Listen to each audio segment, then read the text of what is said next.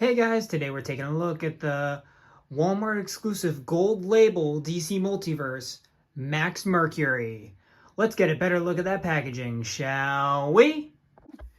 And here is Max up close and personal with the packaging here. We of course have the contents of the packaging, but up top we of course have the gold label little sticker they've got right there. You also got the 12 plus warning up there, so this is not for young children.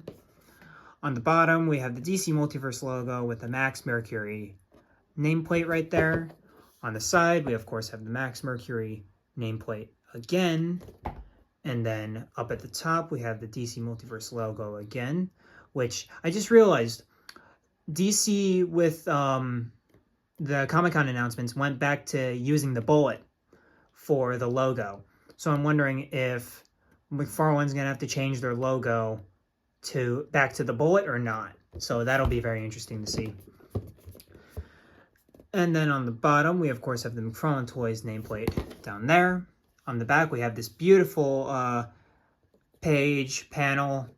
It seems like it's a page-long panel of Max Mercury with that looks like Bart Allen Kid Flash in the background. But Max Mercury from The Flash. Wow. How broad is that? Anyway, you of course have the McFarlane Toys social medias. Of course, follow them on Facebook, Twitter, and Instagram. On the side, we of course have Max Mercury from The Flash. Jeez. And then you have the DC Multiverse logo up at the top. McFarlane Toys logo at the bottom. Then up top, you of course have the 22 moving parts thing. You have the McFarlane Toys logo up at the top again. Nothing on the very tippy top. On the bottom, you have the Flash legalese right there. And then on the other side, you of course have that barcode for all you barcode hunters out there. But alright, guys, let's get this dude out of the packaging. And here's Max out of the packaging. And before we take a look at Max himself, we're going to take a look at the rest of the contents beforehand. Up first, we of course have, I gotta do it guys, I gotta go through it. The base, the standard hockey puck, which with the DC logo down there, the one peg, and then the 4 little printouts thing right there. And then we up next have the card, which has that beautiful panel of Max Mercury from The Flash. I'm assuming it's sometime during Mark Waid's run, but don't quote me on that. And then, basically, yeah, Max Mercury, from what I know, is the oldest living speedster outside of, because Earth 19 coexists with the modern DC universe, right? So that doesn't count. If that doesn't count, I'm pretty sure he's the oldest living speedster ever. Because Max is older than Jay Garrick, but the problem is, like all speedsters, he's a time traveler. So he somehow ends up in modern day. And a lot of the times, he's like a mentor figure to Wally's Flash, because he was created by Mark Waid. And Mark Waid did one of the seminal Flash runs, but it was Wally after Barry Allen died. The only seminal Barry run, I believe, is, actually there's 2 of them. There's Jeff Johns, and then there's Jeff Johns and Josh Williamson. But Mark Waid created Max Mercury, and he's kind of like the sage character for Wally when Barry's not around. And yes, he's like a Native American speedster. He's pretty cool. But yeah, that's pretty much all I know about him. Again, read the card, and you can pause that at will. But yeah, basically he's kind of like a speed guru. He has some Native American roots, which is pretty cool, but that's pretty much all I know about the character, is what his role is. I've never read any stories with Max in them, so but from what I get from fan reception is that a lot of people like Max Mercury, so that's always cool to get a fan beloved character like this. And so the only accessories he has, and you can see them on him, is some Speed Force effects. And these are blue. So these are all new materials. And give me a second while I get him to stand. There we are. And so this is one of the ones for that attached to his arms. And these are the same pieces. Actually, no, they're not. So I'll give you guys a good look at that. But nice translucent blue. Just blue enough for you to see that it's actually blue, but not so dark. I like the coloration of the blue they went with here. And it goes well with his costume too, which is the most important thing in Speed Force effects, in my opinion. Then you have the other one, which looks pretty cool. And then he has these awesome looking leg ones. Probably the best leg Speed Force effects I've ever seen. Come on. I really do not like these ankles. But here's the one of the leg pieces. Nice long and are these clones of each other? They are not. They are not, yeah. So here, this is the first one. Looks pretty cool. And yeah, there's a little hole, and I managed to clamp it around his knees. I don't know how much that's going to work when you actually bend the figure's knees. We'll see towards the end of the video when I get him in a running pose. But alas, you're supposed to clip it somewhere around the legs and you'll get somewhere there. But that's the first piece. Here's the second piece, which isn't a complete clone, but is very similar. And I love that all these aren't just two of the same exact pieces. They're actually different pieces. So I really like that. And then let's take a look at the figure, shall we? So here's the thing. From the waist down, it's the Blue Beetle buck. And you can obviously tell because of the rings around the boots. So the legs are very old legs that McFarlane loves to use. But I believe all of the top is new.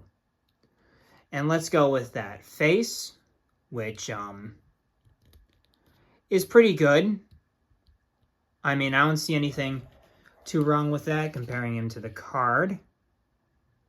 That's pretty accurate in my opinion. He looks a bit less masculine than he does on the card, but we'll let that slide due to artistic license. He definitely looks like a boy, though. And Max is definitely supposed to be a man. And so we have his little cowl right there. And how does that work? Hold up. How does that work? Anyway, because I just noticed that it's, yeah, how does that work? Is it a swimming cap that he modified? I don't know. But yeah, you see a lot of the Native American influence in how that's colored and how that's shaped. So that's pretty cool. And you can obviously see where the head was pieced together, which that's kind of odd to notice that. And you, of course, have great paint for the eyes and stuff like that. Little bad paint job there. But besides that, not too bad on the head. Then he, of course, has a popped collar. So he's got a little V, and you get to see some painted on chest hair there, which is cool that they actually went and did that because they didn't need to do that. Then for the body, he, of course, has the fabric wrinkles, which I love. And, of course, I think these are probably reused arms. I'm just forgetting which arms they are. I'm guessing more like the Dead Man arms. That's what they're kind of screaming. And I thought this was a reuse of the Dead Man chest, but I took a quick glance at it and I realized that this was not the same material. But looking at the bottom piece, the bottom piece is dead man's abs. So there is that. So I lied, but yeah. So I'm thinking these are dead man arms. And then we have the wrists, which, as you can tell by me rotating, it's just a floating piece. Stayed put by the hinge right there. And very solidly painted hand right there. See if there's no fabric stretching, but actually there is some right there. So there is attention to detail. I think these are supposed to be leather though, and you can definitely tell that at least these are supposed to be leather. It's a very 70s design, let's just say. And I don't think he was a 70s creation, which is even weirder. Then you, of course, have the blue diaper and blue legs and blue boots. So relatively basic towards the bottom. But it is a very cool design, a lot of cool colors, which fits the character well because he is a very cool, collected character. So it fits for the vibe, even though I'm not the hugest fan of what they have going on up here, because I'm usually a huge fan of symmetry. So when they do crap like this, where it's like you have one part of the collar standing up and one part leaning down, I hate it. I just so badly want to tilt it up. Like I actually want to get a hairdryer and melt the plastic and mold it so it's up. That's how bad it is for me, but it is what it is.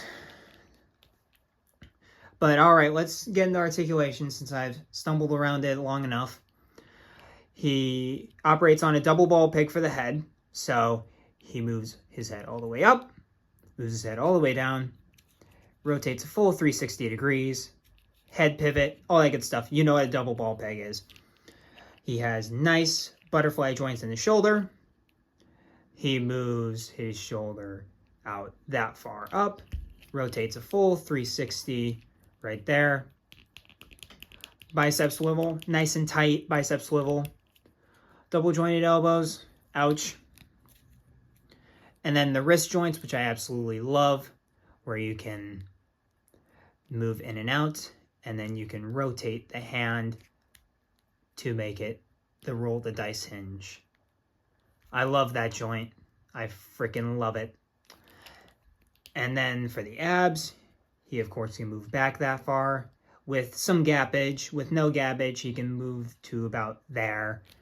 And then he can crunch not as far as he can move back, which why do you have your characters do the limbo, but you can't crunch all the way forward? It just doesn't make sense to me. And he can, of course, rotate up at the top and down at the bottom, like so. And it's basically the same system as a head, where it's a peg here, peg somewhere in there. And then for the legs, you know, standard McFarlane leg stuff. They haven't changed the legs for the entire line, and it's kind of insane. But they, of course, move all the way out. They can move that far forward. They can move that far back. Solid thigh pivot right there. Double jointed knees and a little bit of a loosey-goosey knee right there. Not as loose as I'd like, but I can see that becoming loose. Double jointed knees, which aren't bad, but do the job. They do the job. And then, of course, for the ankles, at the top of the ankle is rotation. At the bottom of the ankle is the hinge. Nice ratchet. That's a crisp ratchet joint right there. And at the bottom, you, of course, have ankle pivot like so. And, of course, toe articulation at the bottom and peg holes. And here we have all of the Flash family figures that Todd has released so far. We have, of course, going down the line here, we have Jay Garrick, which predated Max Mercury in terms of creation, but apparently Max is older than Jay. Then we, of course, have Barry Allen, the guy, the man, the main Flash. We, of course, have Bart Allen Impulse right there. We, of course, have Max Mercury, which I don't know why he doesn't have a specific superhero name. It's just Max Mercury. And then we have the GOAT, the man, the myth, the legend, Rebirth Wally West, and my favorite version of Wally West's suit. I even like it better than what they did when he was actually Flash. Like, I think the hair poking out is a nice addition. I really like this costume. And I think they all look fantastic together with their Speed Force effects and all. And here we have all of the Speedsters released so far, at least up, excluding Kid Flash because Wally's right there. From left to right, we of course have Jay Garrick, Barry Allen, Godspeed in the back there, Bart Allen, our new Max Mercury right there, Eobard Thawne, Reverse Flash in the background, and Wally Flash from Rebirth right there. DC Rebirth, not Flash Rebirth, where he comes back. But these guys all look fantastic together, especially more on this side. This body is starting to show its age, but these guys over here are starting to look really fantastic together, and you can totally do a lot of stuff there. These guys still look good with him, but not as well as these guys over here. And here we have Max in a running pose finally. And as we're kind of winding down this review here, overall, I think he's a very solid figure. Again, the diaper has its limits, as you can clearly see from that problem right there. He has two asses. But besides that, I don't really have much of a complaint about this figure, because, you know, it's a design problem. I mean, the legs are good, but that ass thing, that's a bit of an issue. I love the effects. The effects are fucking great. I hope we see a lot more of these leg effects, because I love me some long Speed Force lightning effects. So that's definitely good. Love the collar. I like all the stuff with it. Overall, very solid figure. I'm happy with this figure. So, with that being said, I give him a solid 7 out of 10. I've been giving a lot of 7s lately. I hope that changes, but I've been giving a lot of 7s lately, and I know that. But he's just a really good figure, and if you're a huge Flash fan, you gotta have him. I mean, what's more to say? And remember, guys, this is a Walmart exclusive, so be on the lookout at your local Walmarts for this guy. I guarantee he'll be a peg warmer too, because he's Max Mercury. He hasn't appeared in anything outside of the comics, so a lot of people don't know of him. So that'll probably be good as well. But yeah, guys, overall, I really enjoy this figure. I dig him. He'll definitely be a part of my display somewhere. He's a really solid figure, and I highly recommend him. So with that being said, guys, I'd really appreciate it if you like, comment, subscribe. Tell me what you think about this figure down in the comments down below. It's the best part of my day. I love reading your guys' comments. They're really bright. It really makes the process of recording these reviews a lot easier. And as always, guys, keep collecting and be kind and courteous to one another, and I will catch you guys in the next video. Peace.